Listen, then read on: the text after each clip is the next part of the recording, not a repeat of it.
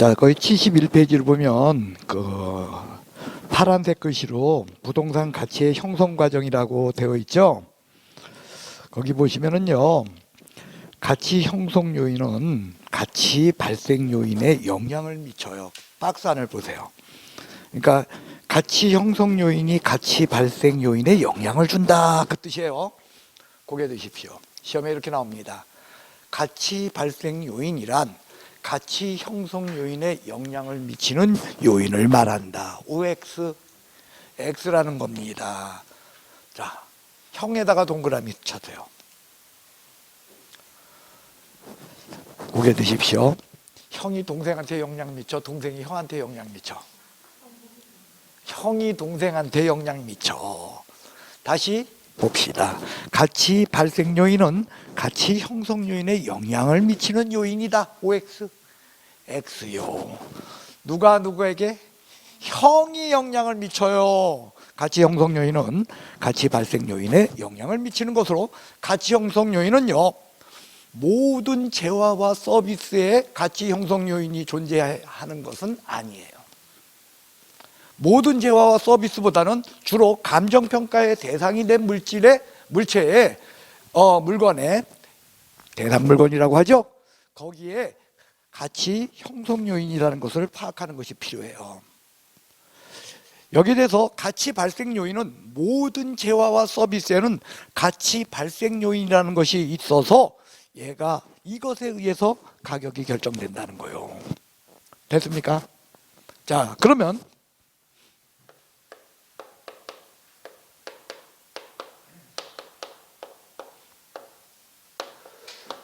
모든 재화와 서비스에 있는 가치 발생 요인을 먼저 수업합시다. 가치 발생 요인에는요,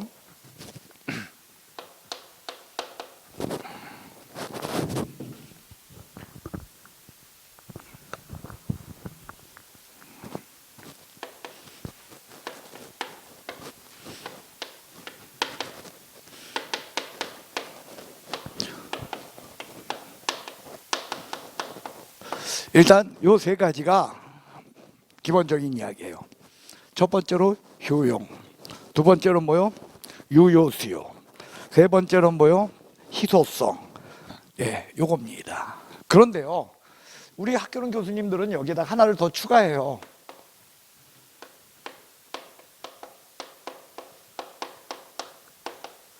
이전 가능성이라는 문제를 추가하는데, 이전 가능성은요, 실제로 없다 할지라도 같이 발생하는데 영향을 미치지는 않아요.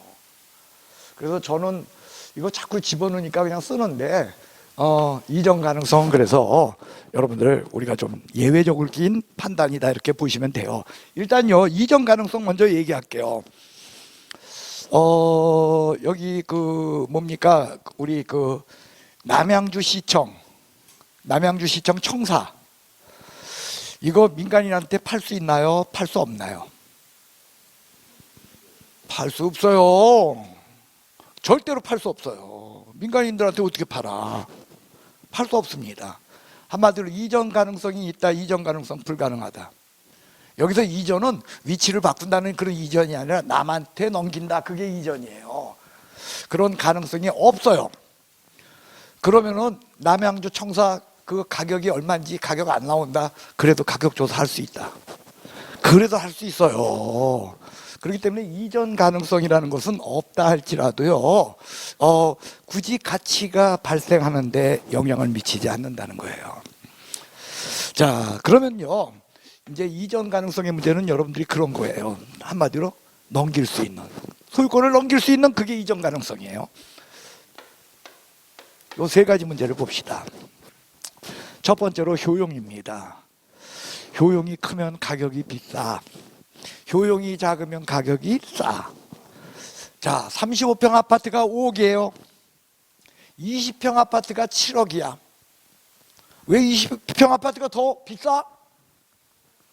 20평 아파트가 35평 아파트보다 효용이 더 커서라는 거예요. 거기 효용은 기쁨과 즐거움, 만족감, 이런 게 효용이에요. 예, 소비에 있어서는 그런 기쁨과 즐거움, 만족감, 이런 것이고요. 여러분들 생산에 있어서는 생산성 이런 것이 효용이겠죠. 생산성이 높은 곳일수록 가격이 더 나가겠죠. 어쨌든 뭐 우리는 소비자 측면이니까 수요 측면에서 볼 적에 효용이 크다는 것은 기쁨과 즐거움, 만족감이 더 크다, 이렇게 생각하시면 돼요. 됐습니까? 그게 클수록 가격이 더 나간다는 거예요. 그래서 결국은 가격은 가치에 의해 결정되니까 효용이 클수록 가치가 크다. 그래서 가치 발생 요인의 첫 번째 효용입니다. 두 번째 유효수요입니다. 아무리 효용이 크대도, 뭐라고요? 아무리 효용이 커도 살려고 하는 사람이 없다면 그러면 그 물건의 가격은 형성된다, 형성되지 않는다. 형성될 수가 없다라는 거예요. 팔고 살 수 있어야 돼. 즉 그게 유효수요입니다. 다시 얘기합니다. 유효수요, 우리 경제론에서 수업했어요. 그냥 사고자 하는 마음입니까? 구매력이 뒷받침된 수요입니까? 구매력이 뒷받침된 수요, 그게 유효수요예요. 살려고 대드는 사람이 있어야 가격이 발생한다, 그 뜻이에요. 세 번째로는요, 희소성이에요. 뭐가 존재해야 된다고요? 희소성은요, 여러분들 거기 교재에 보면 어디나 그게 써 있어요. 절대적 희소성이다, 상대적 희소성이다. 상대적 희소성, 절대적 희소성은요, 여러분들 물리적으로 표시되는 거예요. 3개 있다, 5개 있다. 3개 있는 게 많아, 5개 있는 게 많아. 5개 있는 게 많아요. 예, 이런 것들은요, 여러분들 상대적, 숫자로 표시되는 거, 이런 것들은요 절대적 희소성이에요. 근데 상대적 희소성은 다른 사람하고의 관계 속에서 우리가 표시되는 거, 이게 상대적 희소성이요.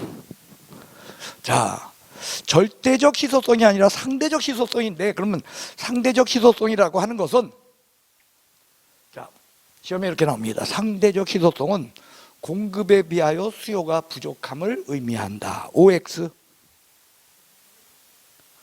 기억하세요. 공급이 부족하다는 뜻이야. 공급이 많으면 가격 떨어져. 그래서 결국에 가서는 제로가 돼. 가격이 떨어지다 보면 결국에 가서는 어떻게 돼? 제로가 된다니까. 물건이 시중에 풍부해. 그러면 떨이해. 그죠? 시중에 물건이 많으면 많을수록 떨이해. 떨이하다 보면 나중에는 어떻게 해? 공짜로 줘. 공짜로 준다니까. 그러니까 상대적 희소성이란 수요에 비하여 공급이 부족하다, 그 뜻입니다. 여기 이걸 보면 압니다. 여러분들 2번이 지금 뭐예요? 유효수요. 수요가 어떻다? 많다, 그 뜻이지요. 그러니까 상대적 희소성이란 수요에 비하여 공급이 부족하다, 그 뜻이야. 됐습니까? 물건이 많으면 가격 없어. 여기까지 됐죠? 자, 있죠. 옛날부터, 아주 예전부터 있었던 이게 뭐냐면 사람들을 헷갈리게 하는 문제였어요. 그게, 자, 이 효용이라는 측면을 볼 때 공기와 다이아몬드를 비교해 봅시다. 공기가 비싸, 다이아몬드가 비싸? 다이아몬드가 비싸죠. 다이아가 더 비싸. 이해가 가시죠? 그런데 공기의 효용과 다이아몬드의 효용을 한번 비교해 볼까요? 여러분들 다이아몬드가 없어지면 어떻게 돼? 이 갖고 있던 다이아몬드가 없어지면 그저 속이 쓰리죠. 예, 그저 3박 4일 속이 쓰려요? 아, 예. 누구는 일주일일 텐데, 그죠? 예. 생각할 때마다 두고두고 3년 4년 속 쓰려요. 그런데 공기가 없어지면 어떻게 돼요? 죽어요. 한마디로 공기의 효용과 다이아몬드의 효용은 어떤 게 더 크다는 거예요. 공기의 효용이 더 커요. 그런데도 불구하고 공기는 가격이 없어. 공짜로 마셔. 근데 다이아몬드는 비싸. 그 이유는 뭐가 설명해주고 있다? 희소성이 설명해주고 있다는 거예요. 공기는 많고 다이아몬드는 적고. 그럼 얘와 얘가 도대체 어떤 역할을 하냐? 그래서 이 두 가지를 합쳐서요,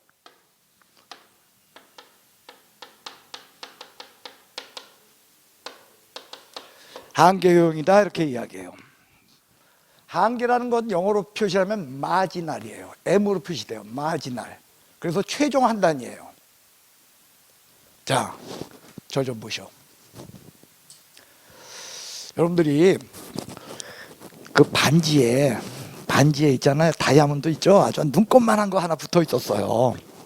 근데 설거지를 하다 보니까 그게 빠져버렸어. 그래서 그 설거지통 거 앞만 뒤져도 보니까 너무 조그만 거여서 그 구멍을 통과해서 나갔나 봐. 그럼 못 찾아요.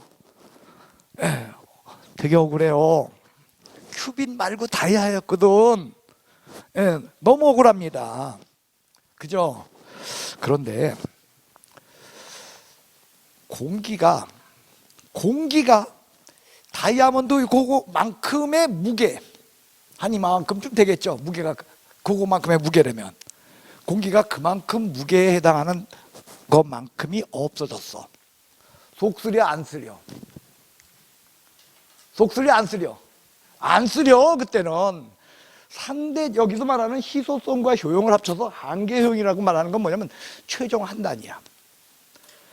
같은 것을 상실했다고 할 때, 다이아몬드 1g을 상실했을 때 하고 공기 1g을 상실했을 적에 여러분들의 그 속쓰림 어떤 게 더 크다? 다이아 1g. 그죠? 같은 무게를 놓고 최종 한단위에 의해서 결정하는 것, 그게 한계효용이에요. 그래서 결국 뭐냐? 그 놈의 한계효용에 의해서 가격이 결정된다는 거예요. 효용과 희소성을 합쳐서 한계효용이다, 이렇게 이야기한다는 거예요. 그러니까 얘와 얘가 물건의 가격, 최종 가격을 결정해 주는 거예요. 이것에 의해서 가치가 나오니까 그 가치에 의해서 시장에서 결국 가격이 형성되는 거니까.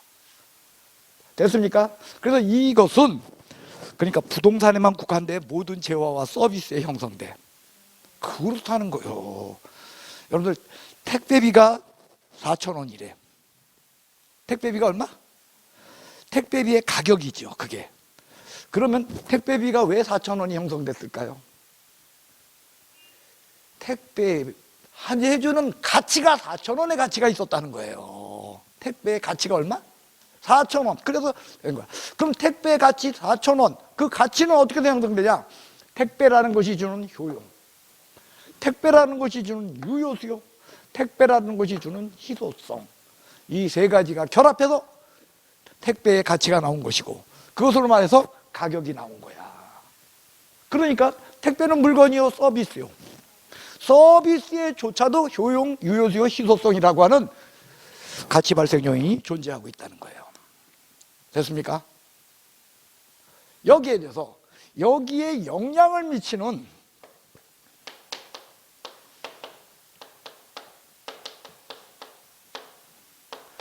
가치 형성 요인이라는 것이 있다는 거예요.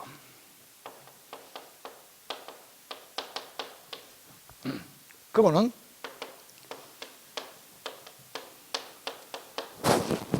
일찍이에요.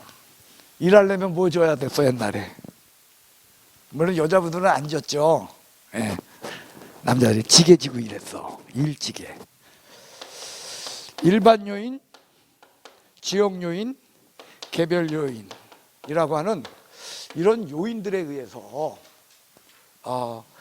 가치가 발생하게 된다. 그래서 얘는요, 주로 뭐냐면 감정평가 대상이 되는 물건에서는요, 가치 형성 요인이라는 것이 이게 굉장히 중요한 역할을 해요. 그러니까 우리가 알고 있는 아까 택배 감정평가 대 안 돼. 택배는 감정평가 대상 아니잖아. 이런 것들에 대해서는요, 이 가치 형성 요인이라는 거, 이거 없이 그냥 가치 발생 요인만 갖고 해. 그런데 여기는 가치 형성 요인이라는 것이 있다는 거예요. 그래서 가치 발생 요인에 영향을 주는 그런 요인들, 가치 형성 요인으로 일반 요인, 지역 요인, 개별 요인이다. 자, 일반 요인은요, 어떤 거냐면 이런 거요. 자, 그 사람 민족, 종교 또는 사회 문화적 습성에 따라서 물건의 가치를 보는 눈이 달라진다는 거예요. 그것이 일반적인 요인들이에요. 그래서 대한민국 사람들끼리는 일반 요인의 차이가 있을까요? 일반 요인의 차이가 거의 없다고 볼까요?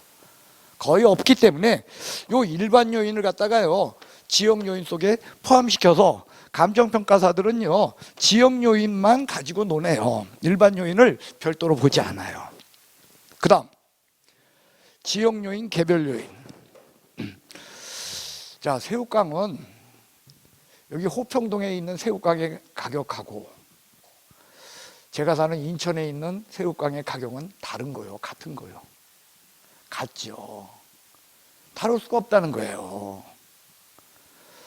위치가 어디에 있냐에 따라서 달라지질 않아. 그처럼 이런 것들이 가치 발생 요인에, 가치 형성 요인이 반드시 영향을 끼치는 건 아닌데, 부동산은 호평동 한 평짜리 부동산하고 제가 사는 곳에 한 평짜리 부동산 토지의 가격이 반드시 동일하다, 다를 수 있다. 어디에 있냐에 따라서 가격이 달라진다는 거예요. 그게 지역 요인이에요. 지역 요인. 그게 지역 요인이라는 뜻이에요.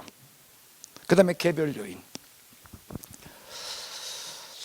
자, 25시에서 산 한 봉지 그 새우깡, 시후에서 산 한 봉지 새우깡 맛이랑 뭐 내용이랑 뭐 이런 거 다 달라? 아니면 다 똑같아? 다 똑같죠. 개별적으로 차이가 안 나요. 그런데 부동산의 경우에는요 어디에 위치하냐에 따라 가격이 달라질 수 있다는 건 지역 요인이라면, 같은 물건이라도 다 어떻다? 다 다르라는 거예요. 지역적으로 같은 데 있어. 자, 여러분들이 사는 아파트예요. 1층서부터 시작해서 여기 25층까지 있어. 25층까지 가격 다 똑같아. 다 달라. 그 다음 여기 10층이 있어. 10층에 세대가 4세대가 살아요. 그러면 이거 4세대 가격 다 달라. 그래요. 안에 들어가면 내부 구조 다 똑같아? 아니면 조금씩 다 달라? 다 달라요. 누구는 확장했고, 누구는 안 했고, 누구는 인테리어를 달리했고, 그죠? 누구는 형광등을 갖다가 아직도 LED가 아니고 옛날 그 껌뻑이는 형광등 쓰고 있고. 나야 나. 예. 이게 뭐 안에 들어가면 다 다르다는 거예요. 그러니까 물건 가격이 반드시 일치한다, 다 다르다. 이게 다 다르다. 개별적인 상황. 그러니까 같은 게 없어. 부동산은 같은 게 없으니까 이 물건의 가격을 결정할 때 이 물건 개별적인 요소들이 어떤 것이 차이가 나는가, 그거 분석해 가지고 가격을 결정해야 된다는 거예요. 그게 여기서 말하는 지역 요인, 개별 요인의 문제야. 그래서 이거 결국 뭐냐면 가치 형성 요인으로서 이런 지역 요인적인 요소가 부동산의 가격을 결정해 주고, 그 다음 개별 요인적인 것이 가격을 결정해 주니까, 감정평가사들은 가치 발생 요인으로서 이것을 보기 위해서 먼저 지역 요인과 개별 요인을 봐야 돼. 지역 요인과 개별 요인을 본다? 그것을 뭐라고 한다? 분석이라고 해요. 뭐라고 해요?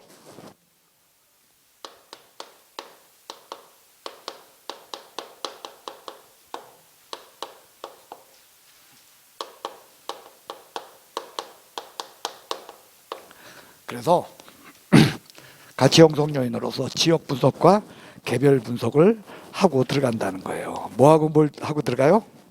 지역 분석과 개별 분석. 그게 72페이지에 적혀 있어요. 자, 정리해 봅시다. 여러분들이 물건 가격을 결정하기 위한 감정평가사예요. 그러면은 그 물건이 어디에 있는가, 그리고 그 동네에는 뭐가 형성되어 있는가, 그리고 그 지역은 상가 지역이냐 주거 지역이냐 하는 이런 지역적인 요인을 먼저 볼래요? 아니면 그 부동산은 몇 평짜리고, 그 부동산은 어떻게 되어 있고, 그 다음에 건물은 얼마나 낡았고, 그리고 거기에 내부 인테리어가 잘 됐냐 안 됐냐, 이런 개별적인 걸 먼저 볼래? 어떤 거 먼저 보겠어? 지역을 먼저 본다는 게, 이게 선행이야. 선행 분석이고요. 얘는 후행 분석이라는 거예요. 나중에 하는 거야. 그래서 일찍이에요. 순서야. 일반 요인, 지역 요인, 개별 요인. 이 순서가 원칙이라는 거예요. 그래서 이 분석, 지역 분석을 먼저 하고 개별 분석을 나중에 한다. 그 다음 2개를 분석하는데 여러분들이 여러분들이 갖는 그 가시적인 그런 측면에서 볼 적에 어떤 게 더 크게 보고 어떤 게 더 작게 보는 거예요. 지역 분석은 넓게 주변을 살피는 거야. 개별 분석은 물건 자체를 판단하고 들어가는 거야. 그렇기 때문에 여기는 거시적 분석이다. 여기는 뭐다? 미시적 분석이다. 이렇게 이야기할 수 있다는 거죠. 그 다음, 그러면 지역 분석은 뭘 찾는 거요? 지역 분석은요, 뭘 찾는가? 지역 분석은요,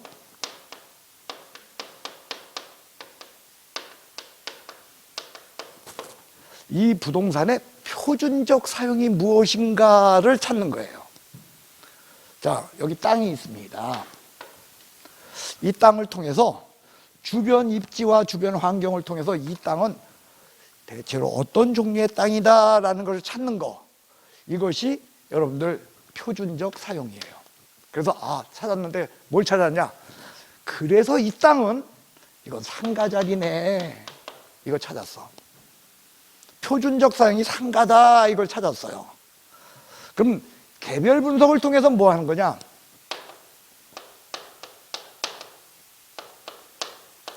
최유효 이용을 찾는 거예요. 뭘 찾아요? 최유효 이용.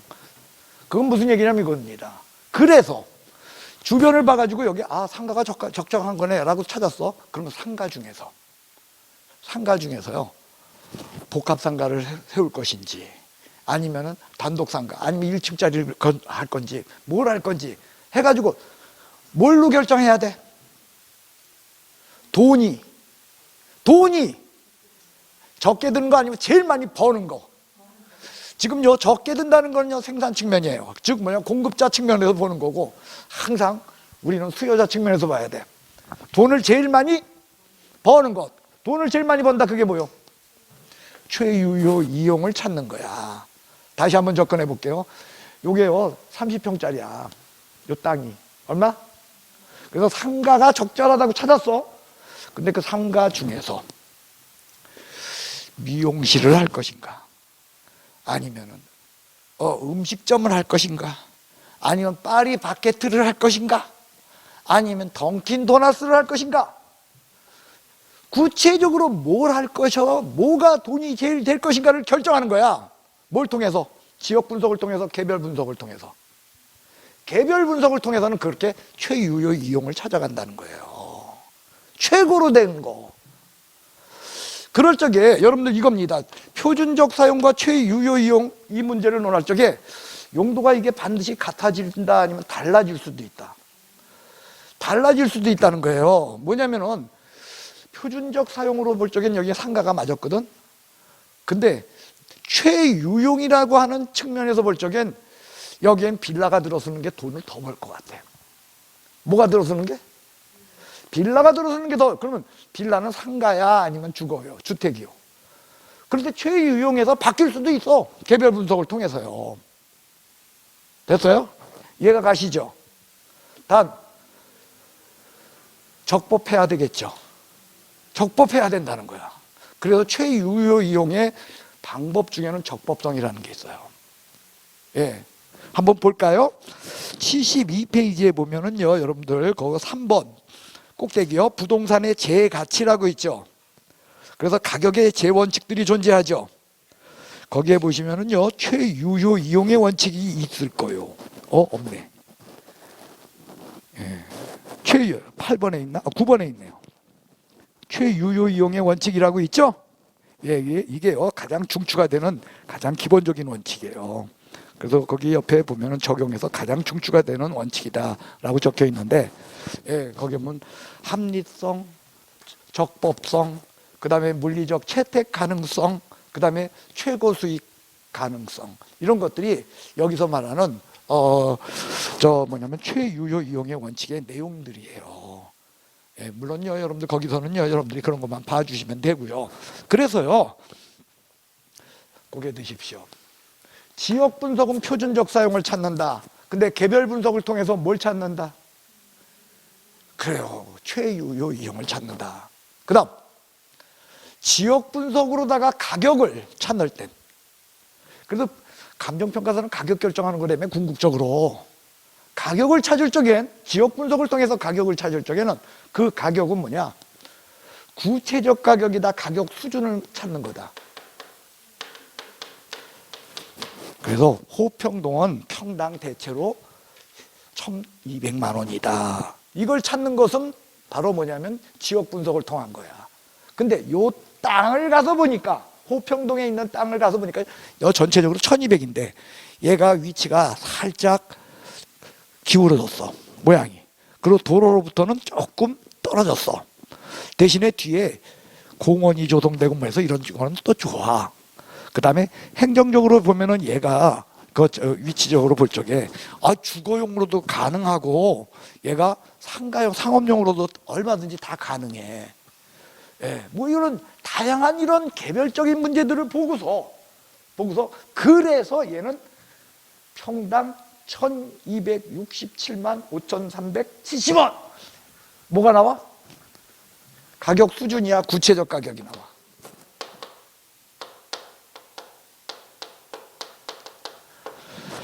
구체적 가격이 형성된다는 거예요. 자, 일단요, 여러분들 여기까지 한번 정리해 봅시다. 지역 분석 먼저 해, 개별 분석 먼저 해. 지역 분석. 지역 분석은 선행 분석, 개별 분석은 후행 분석. 거시적으로 보는 건 지역 분석이요, 개별 분석이요?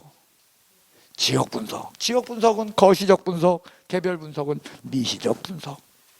그 다음 분석하는 그것은, 지역 분석은 어떤 사용을 찾는다? 최유효 이용을 찾는다, 표준적 사용을 찾는다.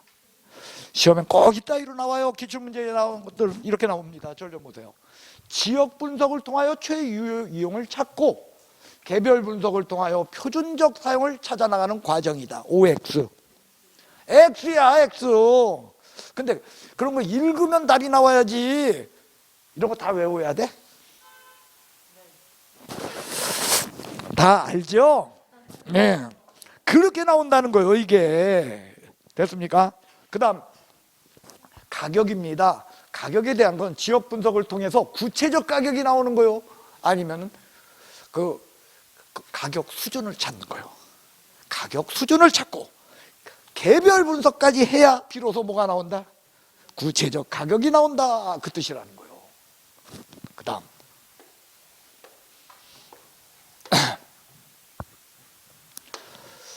지역 분석을 지배하고 있는 감정평가 가격의 제원칙은요, 적합의 원칙입니다.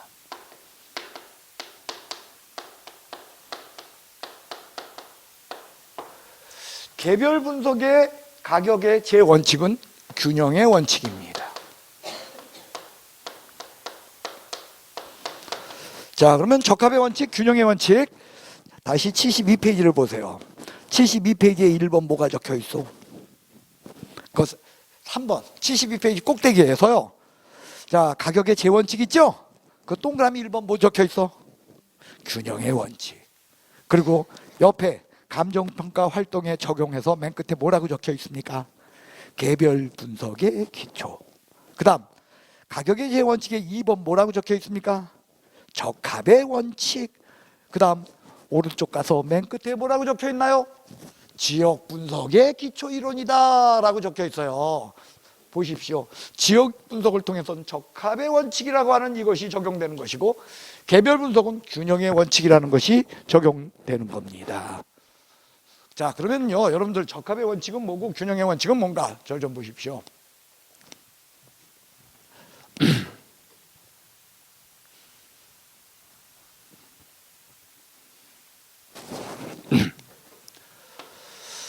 자, 여기가 개딱지처럼 뭐 이렇게 딱 붙어 있는, 요새는 그런 거 없죠. 우리 때는 있었어.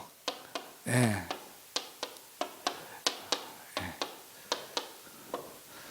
예, 우리가 주택론에서 본 소위 말해서 불량주택들이야. 불량주택이 잔뜩 몰려있는 이 지역에 어떤 사람이 용감하게 여기에다가 초호화 빌라를 여기다가 지었어요. 주변 뭐 인프라가 제대로 구축되어 있지도 않아요. 그러니까 인터넷망도 좀 후지고, 그러니까 속도가 느리고. 예. 그 다음에 여기에는요, 여러분들 여러분들은 지금 열 공급이 도시가스에 의해서 열 공급이 되나요? 아니면 열병합발전소에서 열을 보내주고 있나요?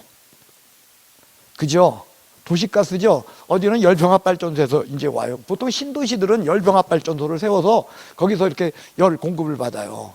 그러니까 도시가스, 저 같은 경우는 도시가스 한 달에 7,000원인가 8,000원? 기본료가 올랐나? 그거밖에 안 나가. 먹는 데 말고는 도시가스 안 쓰니까. 한마디 가스레인지 돌릴 때 말고는 도시가스 안 써요. 근데 예? 멸병합발전소에 따로 와. 그거 그 물은. 그러니까 샤워하고 뭐 하는데 그런 물들은 따로 와요. 집 난방하고 하는 그런 게 따로 있다는 거죠. 예. 그런데 여기는 그 도시가스조차도 없어서 LNG가 아닌 LPG 떼야 돼. LPG 뭔지 알죠? 이렇게 통 들고서 옛날에 알죠? 아직도 음식점에서는 LPG 떼는 데 있잖아. 예, 그런 거 떼고 있어. 그리고 여기까지 진입하는 도로도 영 엉망이고 이런 곳이요. 그러면은 요 초호화빌 안에는 요 수영장까지 있어. 어마어마하게 잘 지어놨거든. 그런데 저거 분양하여 이제 딱 열채 지었어. 각 채마다, 각 한 동마다, 한 호마다 어떻게 되냐면 100평짜리야, 다. 어마어마하게 잘 지었어. 이거 분양 성공한다, 망했다. 왜? 지역하고 어울려, 안 어울려? 안 어울리거든. 안 어울린다는 거예요. 주변과 잘 어울려야지 가격을 제대로 받을 수 있다는 것이 뭐다? 적합의 원칙이에요. 가격 제대로 받는. 그럼 균형의 원칙은 뭐냐? 주변하고 상관없이 여러분 적합하나 균형이 만드나 그 말이 그 말 같잖아. 근데 구별해 달라는 거예요. 균형의 원칙은 뭐냐? 주변하고 상관없어. 어떤 사람이 1000세대에 위치도 좋은 데야. 여기 아파트 지역으로 1000세대 아파트를 지어서 분양합니다. 아파트는 25평 아파트예요. 근데 방이 한 개야. 방 몇 개? 25평 아파트인데 방 한 개야. 화장실 5개야. 분양 성공한다, 망했다. 왜? 주변하고 안 어울려서 아니면 나 홀로 그 아파트 자체가 각각 방이 균형이 맞았다, 균형이 안 맞았다. 균형이 안 맞았기 때문이라는 거예요. 균형이 안 맞아가지고서 이거 분양 실패해. 분양 실패한다는 건 가격 제대로 받아 가격 다운시켜야 돼. 가격 낮춰야 된다는 거예요. 여러분들 그겁니다. 가격을 분석하는 데 있어서 여긴 적합의 원칙이 지배되고 여긴 균형의 원칙이 지배된다는 거예요. 됐어요? 그래서 가격을 다운시킨다? 그게 감가야. 분양을 하려면 가격을 여기는 어떻게 해서? 잘못 지어서 균형이 안 맞아서 가격이 다운되고 여기는 잘못 지어서 잘 지어놓긴 완벽하게 지었는데 주변하고 안 어울려서 주변하고 안 어울려서 적합의 원칙에 어긋나 가지고 일어나는 감가를 경제적 감가다라고 이야기해요. 근데 자기 스스로 그 물건에 균형이 안 맞아서, 즉 뭐냐면 설비의 과잉 과소. 화장실은 아까 뭐 했어? 그러니까 과잉. 방은 아까 어땠어? 한 개. 과소. 설비의 과잉과 과소, 이런 현상에 의해서 가격의 감가 현상이 나타나는 것을, 이것을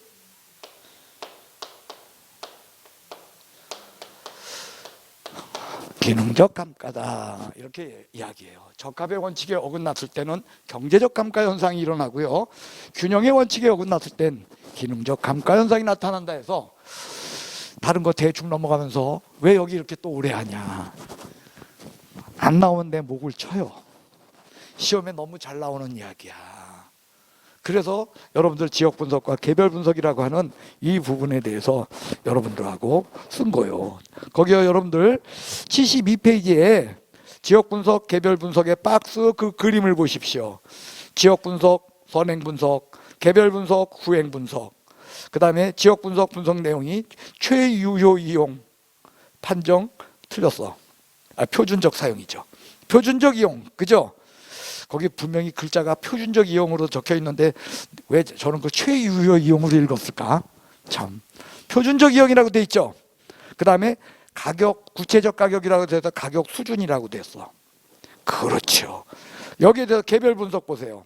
표준적 사용을 찾고, 그 다음에 가격을 파악한다. 구체적 가격이 나온다. 그 뜻이에요. 그 다음 지역 분석은 거시적 분석이다. 그 다음에 개별 분석은 미시적 분석이다. 여기까지. 우리가 이거 한 거요. 이거 위에 거. 그래놓고 노란 거, 시험 문제 노란 거거든. 그래서 노란 걸 다시 쓴 거예요. 그래서 이렇게 생각합시다. 칠판을 보십시오. 개별 분석은 뭐야? 기억이죠. 균형의 원칙 뭐야? 기억이죠. 기능적 감가 뭐야? 기억이야. 뭐라고? 기억. 적합, 지역의 분석 뭐야? 치읓. 적합의 원칙 뭐야? 치읓. 근데 이거 기억이잖아. 그러니까 이렇게 경자 이렇게 한번 봐봐. 경자를 이렇게 봐봐. 그러면 뭐처럼 보여? 지우처럼 보이잖아. 그죠? 얘를 그렇게 쓸 수는 없잖소. 됐어요? 그러니까 지읒, 기억. 고개 두십시오. 지역 분석. 가격의 제 원칙 중에서 적합의 원칙과 연결되어 있다. 균형의 원칙과 연결되어 있다. 적합의 원칙. 왜? 지읒. 그 다음 개별 분석. 가격의 제 원칙 중에서 적합의 원칙과 연결되어 있다. 균형의 원칙과 연결되어 있다. 왜? 기억.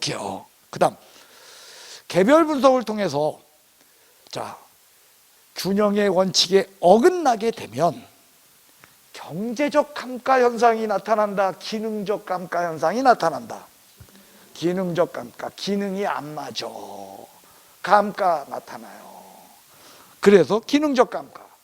여기에 대해서 지역 분석을 통한 적합의 원칙에 어긋나게 되면 분양 안 돼가지고 가격 내려야 된다니까. 그때 나타나는 그 감가를 이름하여 뭐라고 한다? 경제적 감가. 물건을 잘못 지어서 아니면 위치가 안 좋아서. 그게 이야기예요. 됐습니까? 이런 것이 여러분들 지역 분석과 개별 분석에 대한 기본적인 그런 접근 방법이 되겠습니다. 그 다음 자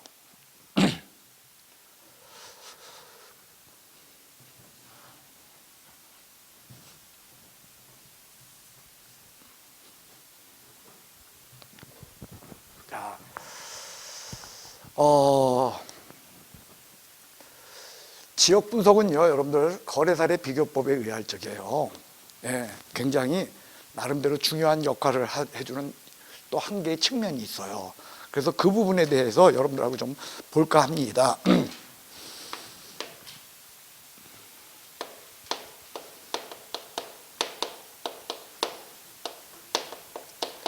대상 물건, 대상 부동산. 얘가 아까 뭐라 그랬습니까?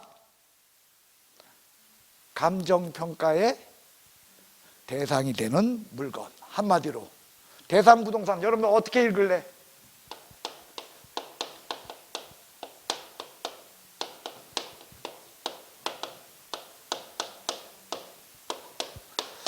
가격이 얼마인가 알고자 하는 부동산. 그게 대상 부동산이야.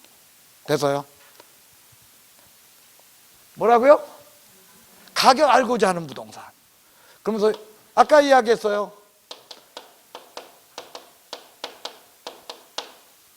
사례 부동산은 뭐요? 가격을 알고자 하는 부동산, 기왕의 가격을 아는 부동산.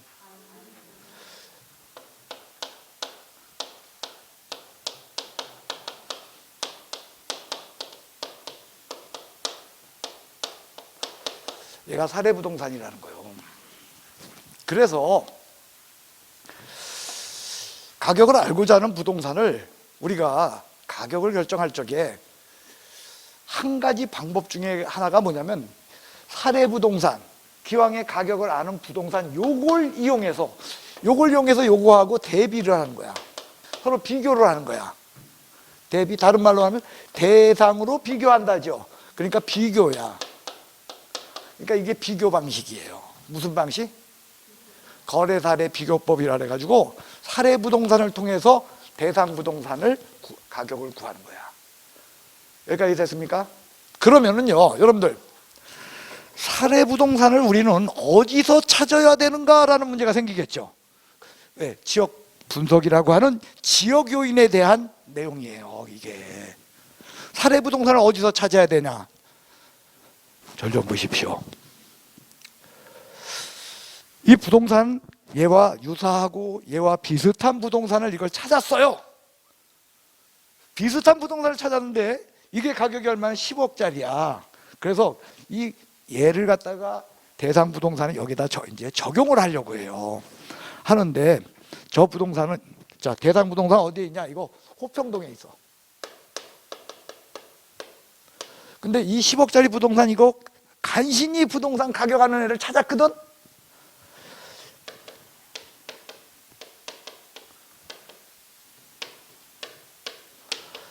하와이 호놀루에서 찾았어.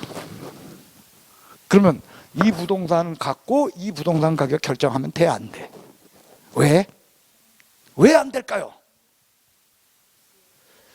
지역적 요인이, 얘와 얘는 지역적 요인이 일치한다, 지역적 요인이 일치하지 않는다.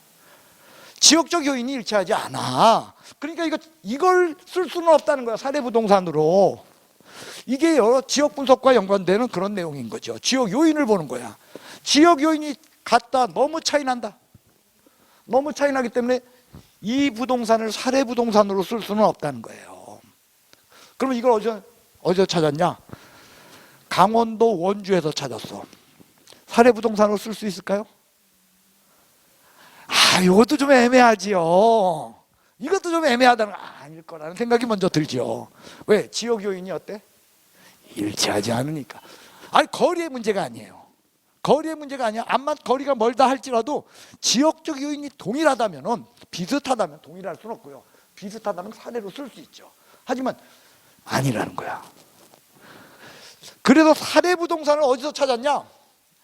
사례 부동산을 호평동에서 찾았어. 그러면 얘 사례 부동산으로 쓸 수 있을까요, 없을까요? 가능할 것 같죠, 이건. 지역적 요인이 어떠니까? 같으니까. 근데 요 호평동 요 밑에 여기가 무슨 동이죠?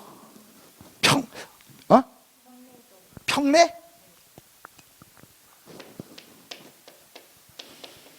평내에서 찾았어.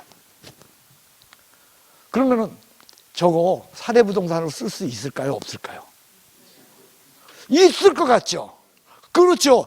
뭐냐면은 요렇게 호평동도 되고 평내동도 애매하지만 이것도 가능성이 열려 있을 것 같아요. 그죠? 근데 이게 아니고, 저는 여기 참 내 이름이 좋은 것 같아요. 별이 내린 냇가. 그죠? 별내동. 별내동에서 찾았어. 될까요, 안 될까요? 그렇죠. 가능성이 얼마든지 열려 있는 것 같죠? 그럼 다산 신도시에서 찾았어. 될까요? 비슷해요? 다산 신도시는 신도시인데, 아니, 지역적인 문제가 아니라니까. 그러니까 지역 요인을 볼 때는 거리의 문제가 절대로 아니에요. 그 비슷함의 문제, 우리가 할 때 유용성이 비슷해야 돼. 근데 다산 신도시는 호평동 이쪽에 비해서는 가격이 무척 많이 차이 나지 않을까요? 조금 나요? 많이 나요? 조금 난다면은 뭐 저기 쓸 수 있어. 근데 많이 차이가 난다면은 거리의 문제가 아니라니까. 별내나 다산이나 거리 여기서 거의 어때요? 많이 차이 나요? 예? 거의 비싸죠. 그런데도 불구하고 얘는 가능성이 열려 있지 않다는 거야. 왜? 지역적으로 그 요인이, 지역 요인이 비슷하지가 않으니까. 결국 이야기하는 것이 뭐냐? 제가 여러분들한테 드리고 싶은 거, 이처럼 사례 부동산으로 있죠. 대상 부동산의 가격을 결정할 수 있는 그 사례 부동산을 정할 적에는 지역 요인이 같아야 돼.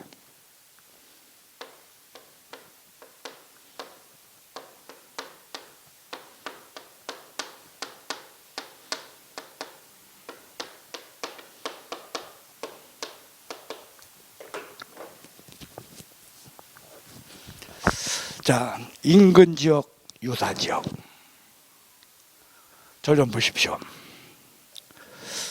인근 지역과 유사 지역, 저걸 설명합시다 합니다.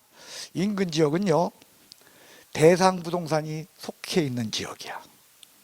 대상 부동산이 어떻게? 그러니까 호평동은 대상 부동산이 속해 있어, 속해 있지 않아. 그러니까 인근 지역이야. 인근 지역이란 대상 부동산이 속한 지역으로, 한마디로 지역 요인을 볼 적에는, 여러분들이 지역 요인을 볼 때는 기본적으로 사례 부동산을 어디서 찾아라? 인근 지역에서 찾으라는 거예요. 대상 부동산이 속한 지역에서 사례 부동산을 찾아라, 그 뜻이에요.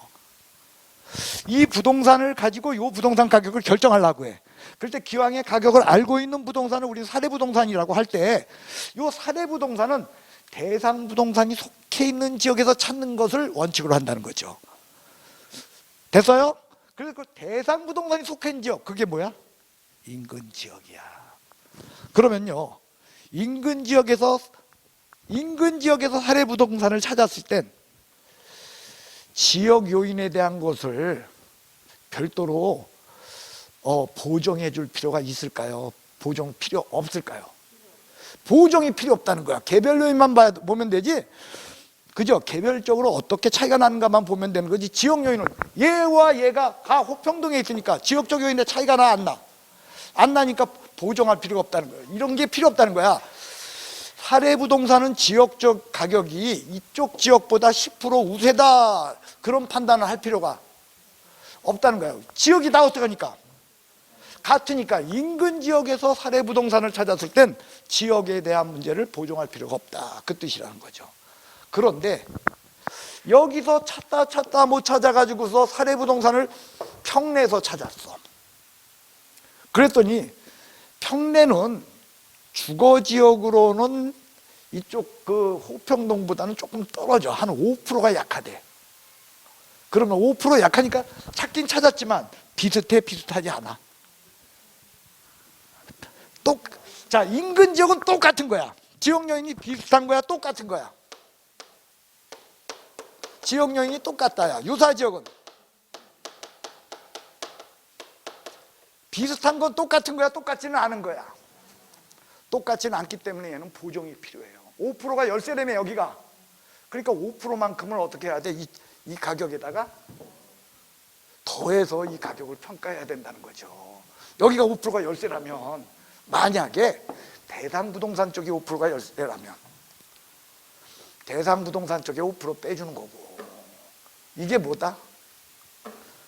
이게 지역 분석에 대한 기본적인 논리예요. 그래서 인근 지역은 대상 부동산이 어떤 거? 속한 지역이야. 근데 유사 지역은 대상 부동산이 속했어? 속하지 않았어?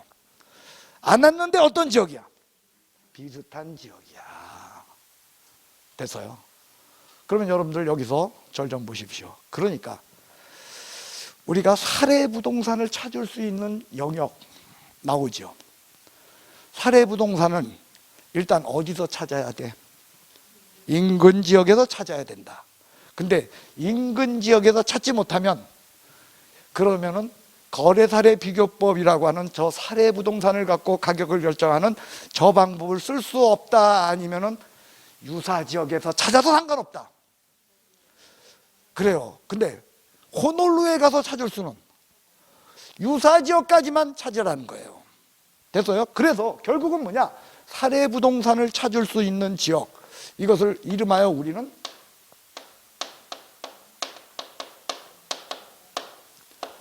동일 수급권이다, 이렇게 이야기한다는 거예요. 뭐라고요? 동일 수급권.